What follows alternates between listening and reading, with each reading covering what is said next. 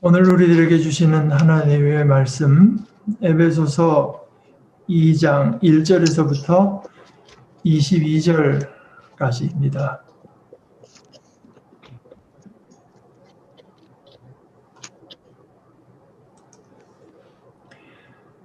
그러므로 여러분은 지난날에 육신으로는 이방 사람이었다는 사실을 명심하십시오. 손으로 육체에 행한 할례를 받은 사람이라고 뽐내는 이른바 할례자들에게 여러분은 무할례자들이라고 불리며 따돌림을 당했습니다.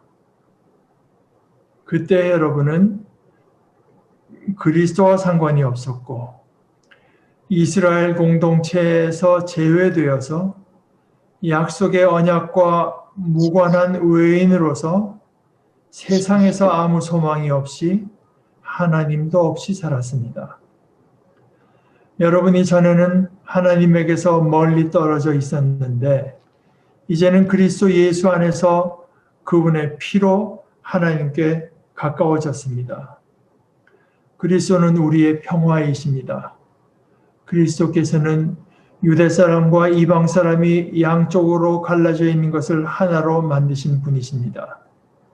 그분은 유대 사람과 이방 사람 사이를 가르는 담을 자기 몸으로 허무셔서 원수된 것을 없애시고 여러 가지 조문으로 된 계명의 율법을 폐하셨습니다. 그분은 이 둘을 자기 안에서 하나의 새 사람으로 만들어서 평화를 이루시고 원수된 것을 십자가로 소멸하시고 이 둘을 한 몸으로 만드셔서 하나님과 화해시키셨습니다. 그분은 오셔서 멀리 떨어져 있는 여러분에게 평화를 전하셨으며 가까이 있는 사람들에게도 평화를 전하셨습니다. 이방 사람과 유대 사람 양쪽 모두 그리스도를 통하여 한 성령 안에서 아버지께 나아가게 되었습니다. 그러므로 이제부터 여러분은 외국 사람이나 나그네가 아니요 성도들과 함께 시민이며 하나님의 가족입니다. 여러분은 사도들과 예언자들이 놓은 기초 위에 세워진 건물이며 그리스도 예수가 그 모퉁이 돌이 되십니다. 그리스도 안에서 건물 전체가 서로 연결되어서 주님 안에서 자라서 성전이 됩니다. 그리스도 안에서 여러분도 함께 세워져서 하나님이 성령으로 거하실 처소가 됩니다. 하나의 말씀입니다.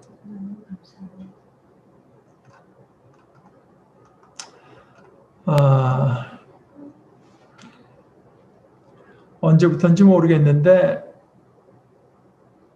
그 해시태그라는 거, 그 페이스북 해시태그에 이제 자주 등장할 때 나는 누구? 여기는 어디? 사람이 어리둥절할 때 아주 자주 이따가 우리 나눌 때 그 출전을 아시는 분이 있으면 좀 알려주시면 좋겠습니다. 나는 누구? 여기는 어디?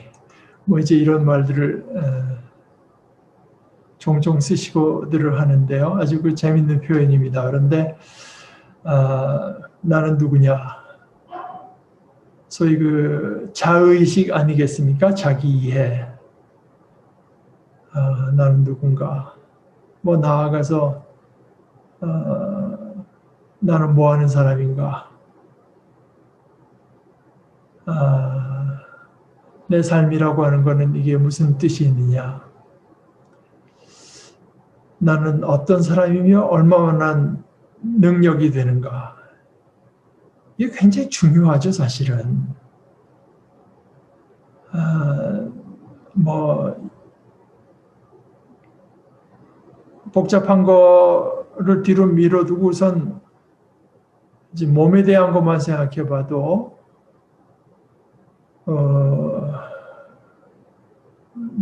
제 생각에 저는 이제 친척 때는 큰아버님이라고 부르던 분도 바로 이것 때문에 돌아가신 것 같아요.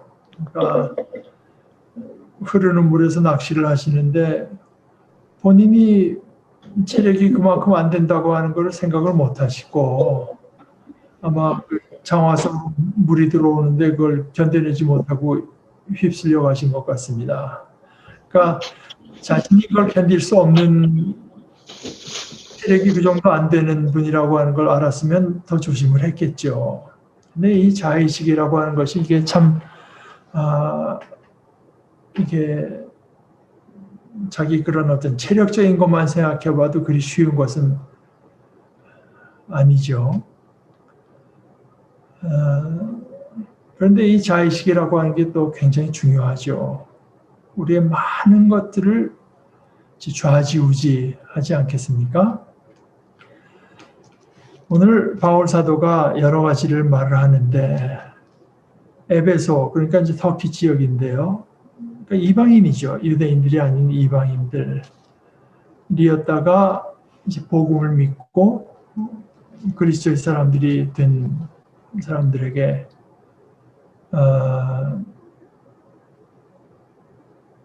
여러 가지로 어떤 그 당신들이 누구라고 하는 이야기를 이제 해주는 건데요. 누구 연나를 생각해 보십시오. 그러나 보통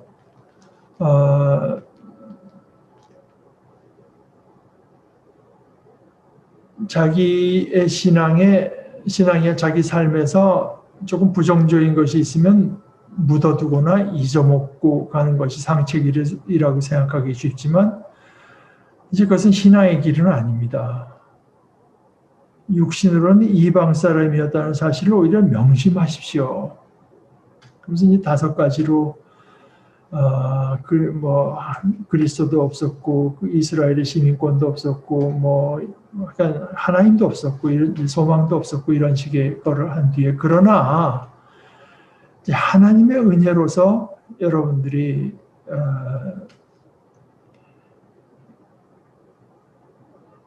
하나님의 사람이 됐고 하나님께 가까워졌습니다. 그것은 그리스도 예수 안에서 그분의 피로 된 것입니다. 그러다가 이제 그 얘기가 어디까지 발전하는가 하면은 그러니까 여러분들 틀림없이 예전에는 그랬을지언정 그리스도의 피로 하나님의 은혜를 입어서 틀림없이 천국 시민이 됐고 하나님의 가족이 됐기 때문에 여러분들이 결코 무슨 2등 시민이 아닌 것입니다. 왜냐하면 당당한 하나님 나라의 시민이고 하나님의 가족입니다. 그러면서 한 가지 비유를 놓아서 설명하기를 여러분들이 이제 건물입니다. 여러분들도 똑같이 사도들과 예언자들이 놓은 기초 위에 서 있는 건물입니다. 이 건물의 가장 중요한 것은 모퉁이 돌인데요. 영어로 이제 코너스톤이라고 하는데 이것은 모퉁이 돌이라고도 하고 다른 번역에는 주춧돌이라고도 이제 번역했습니다. 이 모퉁이 돌이 어떤 구조적인 그 중심을 이루죠. 그래서 주춧돌이라는 표현은 하나님께서 온 천지를 창조하실 때 말씀을 하시면서 욥기 38장 6절에 이런 말씀을 하시는데요. 누가 땅에 주춧돌을 놓았느냐. 그런데 이 예수님을 모퉁이돌, 주춧돌로 이해한 것은 적어도 예수님 사도들 당시에 이 초대교회에서 제일 중요한 구약의 그 귀절은 시편 118편 22, 23절의 말씀이었던 것 같습니다. 집 짓는 사람들이 내버린 돌이 집 모퉁이의 머릿돌이 되었다. 이것은 주님께서 하신 일이니 우리의 눈에는 기이한 일이 아니랴. 그래서 이 모퉁이돌, 추춧돌이 어떤 구조적인 안정과 통일성을 주지만 사도 바울이 정말 그냥 문자 고지고대로 건물만을 말을 하는 것은 아니고 여기는 훨씬 더 유기체적인 개념이 들어가서 이 추춧돌이 모든 구조를 서로 연결시키는 역할을 또 한다. 그래서 마치 우리 몸처럼 유기체의 대표적인 우리 몸 아니겠습니까? 몸처럼 서로 연결이 되어 있어야 서로 양분을 주고받으면서 자라나잖아요. 그러면서 이제 자라나는 건물로서 비유했습니다. 여러분은 사도들과 예언자들이 놓은 기초 위에 세워진 건물이며 그리스도 예수가 그 모퉁이돌이 되십니다. 그 그리스도 안에서 건물 전체가 서로 연결되어서 주님 안에서 자라서 건물이 되는데 이 건물은 무슨 건물이냐? 뭘 하자는 건물이냐? 이 건물의 주인은 뭐냐? 이 건물은 성전입니다. 성전. 처음 솔로몬이 세운 성전도 하나님께서 그곳에 거하시기로 약속하신 건물 아니었습니까? 이제 그 성전, 돌로 지은 성전은 용도 폐기됐습니다.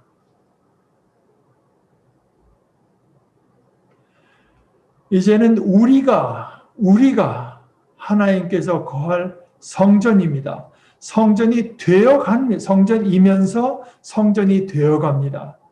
서로가 연결되어야만 자라날 수 있고 또한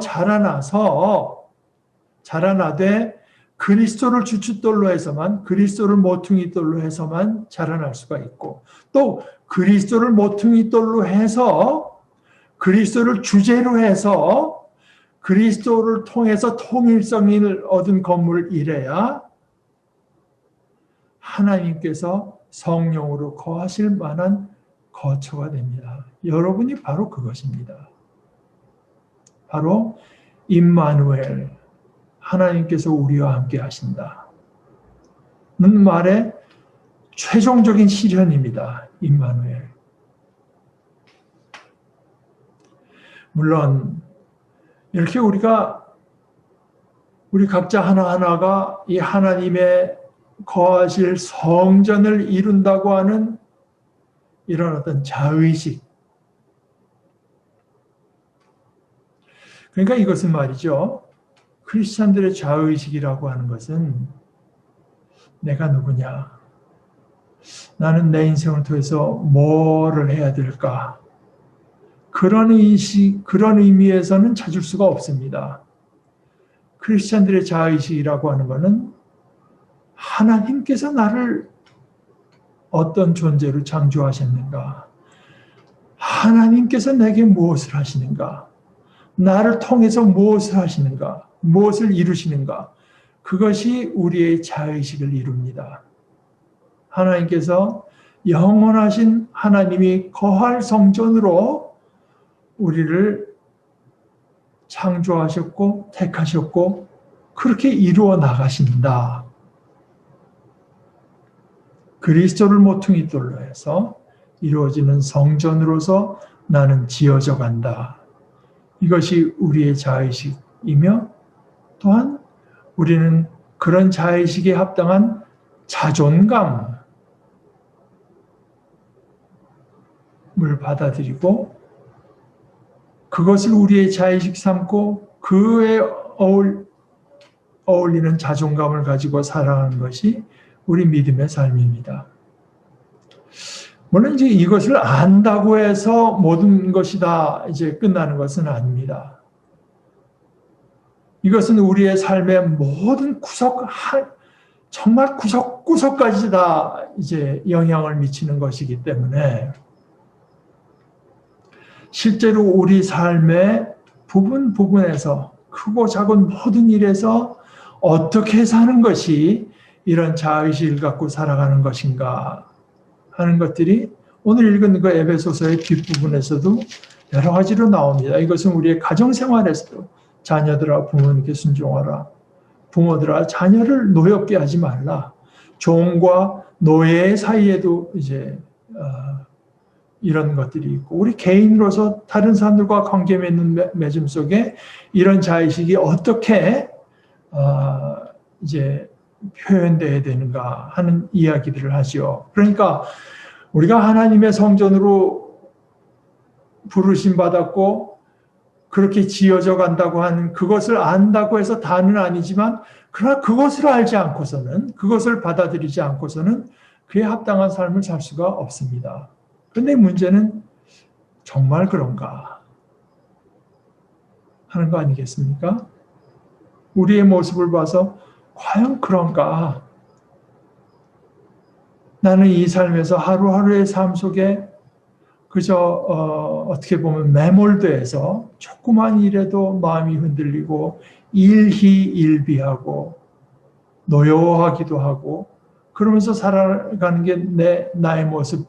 작은 일에도 염려와 걱정에서 벗어나지 못하는 게 우리 모습인데, 우리가 과연 영원한 하나님께서 거할 처소가 되어간다고 하는 것이 그것이 현실인가? 그런데 여기서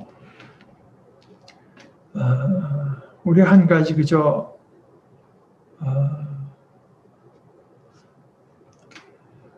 범상이 넘어가지 말아야 되는 단어가 여기 등장합니다. 여기 15절에 보면요. 그분은 이 둘은 유대인과 이방인입니다. 이 둘을 자기 안에서 하나의 새 사람으로 만들어서, 여기 만든다고 하는 말에 그저 물건을 만든다고 하는 말이 창조하신다는 말씀입니다. 원어대로 창조. 이것은 그야말로 태초에 하나님께서 천지를 창조하시니라 하는 말과 조금도 그 의미에 같은 말입니다. 같은 말. 하나님께서 말씀으로 세상을 창조하시죠.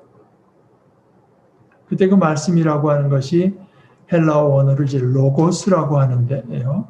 말씀이라는 뜻도 되고 도라고 하는 뜻도 됩니다. 그래서 우리 옛날 우리말 번역에는 태초에 도가 계시니라 이렇게 번역했습니다. 그 말씀이며 도는 예수 그리스도시죠. 이 세상에 어떤 것도 그 도가 없이는, 그 말씀이 없이는 생겨난 것이 없다. 이제 예수 그리스도께서는 이 둘을 자기 안에서 하나의 새 사람, 새로운 사람으로 창조하셔서 평화를 이루신다. 이 새로운 창조는 없던 것에서 창조한다는 의미도 있지만은, 인간의 죄로 망가진, 모든 것이 망가진 데로부터 이루어지는 새로운 창조입니다. 이것은 정말 그리스도의 십자가의 죽음으로 이루어지는 새로운 창조가 아니면 과연 이루어질 수 없는 일이죠.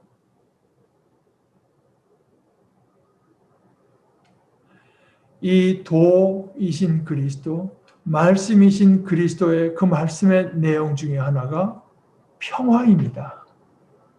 평화요, 화해입니다. 그리스도는 우리의 평화이십니다. 그리스도께서는 유대 사람과 이방 사람이 양쪽으로 갈라져 있는 것을 하나로 만드신 분이십니다. 그분은 유대 사람과 이방 사람 사이를 가르는 담을 자기 몸으로 허무셔서 원수된 것을 없애시고 여러 가지 조문으로 된 계명의 율법을 폐하셨습니다. 유대인과 이방인 사이의 결정적인 담은 율법이었습니다. 율법. 이것이 계명의 율법이요. 율법 중에서도 계명의 율법. 유대인들이 자랑스럽게 생각하는 613가지의 계명, 그 율법. 이것이 로마서 2장 17절에서부터 20절 사이에 아주 잘 나타나 있습니다. 바울 사도가 이렇게 말을 하는데요. 그런데 그대가 유대 사람이라고 자처한다고 합시다. 그래서 그대는 율법을 의지하며 하나님을 자랑하며 율법의 가르침을 받아서 하나님의 뜻을 알고 가장 선한 일을 분간할 줄 알며 눈먼 사람의 길잡이요 어둠 속에 있는 사람의 빛이라고 생각하며 진리와 지식과 진리가 율법의 구체화된 모습으로 들어있다고 하면서 스스로 어리석은 사람의 스승이요 어린아이의 교사로 확신한다고 합시다. 그러니까 유대인들이 보기에 이 하나님의 율법이 없는 다른 민족들은 다 어리석은 사람들이며 어린아이인 것입니다. 그래서 이방인과 유대인 사이의 결정적인 담은 율법이며 특히 계명의 율법입니다. 그러니 이방인으로서는 그것도 얼마나 참 큰 담이 되겠습니까? 그런데 그리스도께서 그 율법을 폐하셨어요. 율법을 없앤 것이 아닙니다. 하나님께서 유대인들의 율법책을 다 그리스도의 불태우고 없앰으로가 아니라 폐하시되 어떻게 폐하시는가? 온전한 율법, 그리스도의 법, 즉 십자가의 법에 흡수됨으로 이것이 자동 폐기 되게 하셨습니다. 이것은 물론 오늘 바울 사도는 유대인과 이방인 사이의 일을 말을 하고 있는 것이 틀림없으나 이것이 어떻게 유대인과 이방인 사이에만 있는 일이겠습니까? 우리 인간들 사이에는 크고 작은 수많은 담이 있습니다.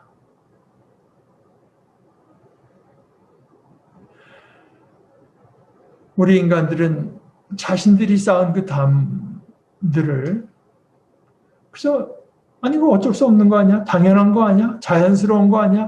이렇게 여기는데 사실은 자연스러운 것도 아니고 당연한 것도 아닌 수많은 담들이 있습니다. 우리가 눈에 보이는 담을 쌓지만 눈에 보이는 담은 그 가운데 극히 작은 부분입니다.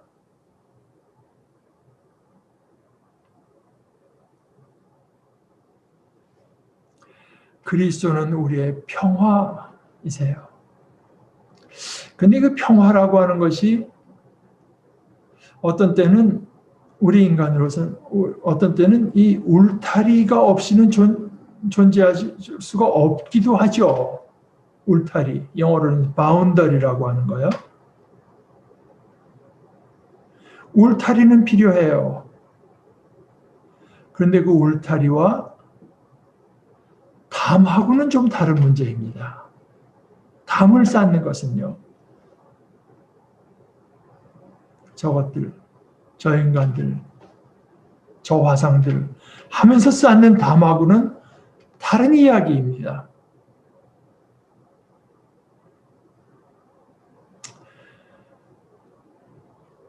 오늘날 우리의 이야기로 돌아오고 특별히 저 자신의 이야기로 돌아오게 되면은 오늘날 우리에게 특별히 믿는 우리 안에도 이 담이 있다고 하는 걸 누가 부인할 수 있겠습니까? 저는 참 제 친구들 만나기로 하지 어느 날 가면은 갈 때 이렇게 마음이 늘 온전히 가볍기만 한 것이 아닙니다. 제가 여러분들 아시다시피 60대 후반에다가 보수적인 교회에서 자랐고 의사인데다가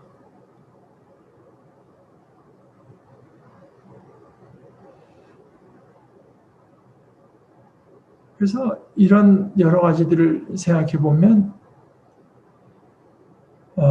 여러 가지 사회를 보는 눈이나 또 교회를 보는 눈에서 나는 어쩌면 한 10% 그럴 것 같지 않은 생각을 하면서 사는 사람이 아닌가 싶을 때가 있습니다. 친구들하고 이제 만나서 식사하고 이야기할 때 될 수 있으면 제가 이 정치적인 얘기를 안 하고 싶어요. 자꾸 다른 얘기를 꺼내려고 하는데 보나마나 그렇게 취한 것처럼 또 정치적인 이야기가 나옵니다. 뭐 윤석열이가 어쩌고 뭐 어쩌고 하는 이야기가 나와요. 제가 이제 그 분위기상 이게 만만치가 않아서 그냥 제 입장을 잘 말을 안 하죠. 뭐 그 친구들도 대략은 압니다. 제가 이제 어떤 생각을 하고 있는지 대략은 알지만 그러나 특별히 친구 관계 뭐 이제 이 나이가 돼서 친구가 그렇게 많은 것도 아닌데요. 그러나 제가 흉금을 털어놓고 친구라면 흉금을 열어야 되지 않겠습니까? 흉금을 열어놓고 말을 하는 것은 사실 우리 모임밖에 별로 없어요. 그러니까 만나서도 이게 내 친구들인데 내 흉금을 열어놓지 않았다는 뭐 찜찜한 생각이 이제 제게 있습니다. 제가 이제 공자님 말씀 중에 좋아하는 것이 소위 화이부동, 공자가 그런 말씀을 했잖아요. 소인들은 동의불화, 뭐 고만고만한 비슷비슷한 인간들이 화합하지 못한다. 군자는 화이부동, 다른데 서로 의견도 다르고 다 취향도 다른데 이제 조화롭고 화평을 이룬다. 뭐 이런 뜻 아니겠습니까? 그래서 친구들이니까 화이부동, 나와 다른 생각이 있어도 내가 친하게 지내면 서로 간에 화평하게 지낸다. 이런 생각이 있으나 그냥 거시것대로 내 생각을 말을 하면은 뭐 싫어하는 것밖에 별로 이제 서로 간에 말을 꺼리게 되고 이런 것밖에는 그 결과가 별로 나은 결과가 초래되지 않아요. 그래서 생각해 보니까 결국은 나이가 이렇게 됐어도 수십 년을 서로 친구로 지냈어도 끊임없이 우리의 관계를 화평한 것을, 진정한 화평한 것으로 만들기 위해서는 노력을 해야 된다. 이런 걸 이제 깨닫게 됩니다. 노력이라고 하는 것은 뭔가? 그저 내 생각을 버리고 있는 그들과 같은 의견을 가진 것처럼 얘기하는 건 그건 흉금을 털어오는 게 그건 거짓된 거죠. 결국 더 높은 차원으로 함께 나아가자 하는 길밖에는 없다. 이런 생각이 듭니다. 결국 더 높은 차원으로 나아가자. 오늘 예수 그리스도께서 이방인과 유대인을 그 안에서 하나의 새 사람으로 만드셔서 평화, 샬롬을 이루신 것. 이것과 같은 것입니다. 그리스도의 십자가의 법으로 그전까지 그들을 나누는 담이 되었던 계명의 율법을 폐기시킨 것과 같은 것입니다. 그것이 아니면 그 계명은 폐기되지 않아요. 폐기될 수가 없습니다. 예수 그리스도의 십자가의 법, 그리스도의 법, 온전한 율법으로만 그 율법들을 자동 폐기시킬 수가 있어요. 예수님께 실제로 그렇게 하신 것입니다. 평화의 신 예수 그리스도, 그리스도께서 우리의 평화가 되셔서 우리가 어떻게 하면 그리스도를 따를 수 있는가? 우리가 어떻게 하면 온전한 그리스도의 사람이 될 수 있는가? 그리스도께서는 무엇을 위해서 오셨고 우리를 어떤 사람들로 만드시는가? 우리를 가지고 무엇을 만드시는가? 그리스도의 십자가는 과연 무엇이며 그리스도의 십자가가 우리에게 의미하는 것은 무엇이며 그 십자가가 우리에게 무엇을 하는가? 그 십자가가 우리를 주님 안에서 서로 연결돼서 자라서 하나님께서 성령으로 거하실 처소로 만들어 가신다고 하는 것을 지혜롭게 나눔으로 우리 둘 사이에 궁극적인 평화가 이루어집니다. 그분은 이 둘을 자기 안에서 하나의 새 사람으로 만들어서 평화를 이루시고 그리고 이렇게 그리스도 안에서 하나의 새 사람이 되어서만 비로소 하나님과 진짜 화해가 가능해집니다. 온전히 하나의 새 사람으로 되어서만 하나님께서 거하실 만한 성전이 될 수 있어요.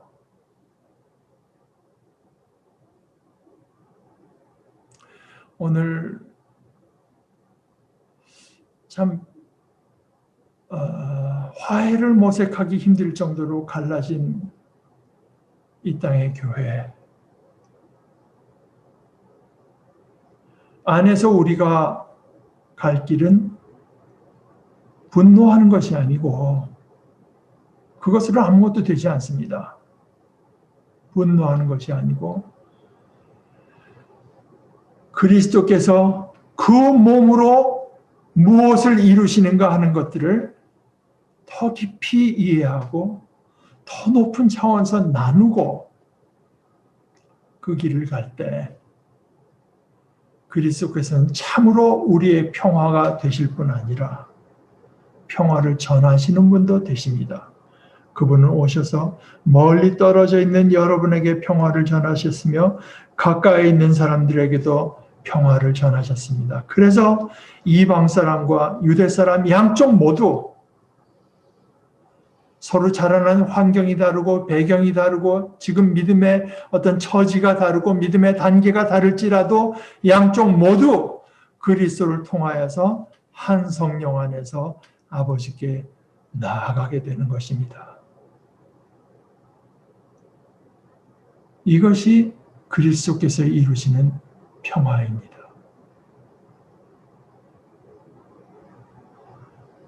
우리 안에 그리스도께서 이루시는 이 평화가 이루어지기를 간절히 바랍니다.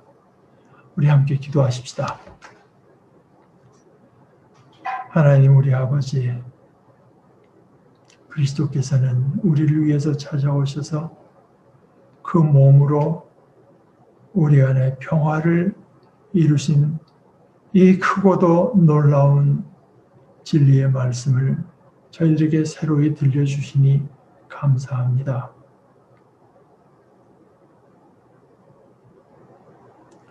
이 그리스도 안에서만 주님의 십자가의 도 안에서만 우리에게 화평이 이루어질 수 있고 또 이 주님의 십자가의 도 안에서는 불가능한 것이 없는 것을 저희들이 이 시간에 새롭게 확인합니다. 주님, 저희 안에 이 평화, 이 화평을 이루어 주시옵소서. 저희들이 그리스도 안에서 하나의 새 사람이 되어서 하나님과 화해하여 온전한 화평을 이루는 자들이 되게 하여 주시옵소서. 예수님의 이름으로 기도합니다. 아멘.